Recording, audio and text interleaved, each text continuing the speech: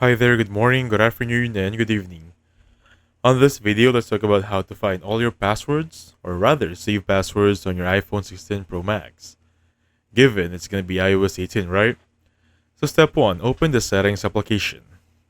Should be the green, gray gear icon. And step 2, scroll down and tap passwords. For this one, you may see password accounts, or just passwords, depending on your layout. Step 3, authenticate with Face ID, Touch ID, or passcode for that one, and browse your saved passwords for step 4. So once unlocked, the application itself will give you a list of all the websites you're using. And on those websites, there are saved passwords. So check on them. Make sure you have your Face ID and Touch ID enabled. Next up, view a password. Tap any account from the list. For example, if there is a Facebook account for that one, you'll see a lot of things there. Username, for example, an email, the hidden password, and the works. Now to reveal the password, there should be an eye icon next to it. The dots right there, the one you're seeing right now.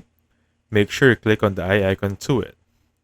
Step 6, copy and share your password. Bonus tip, iOS 18 might show security recommendations at the top. For example, compromised passwords and reused passwords, so depending on your liking, use that knowledge.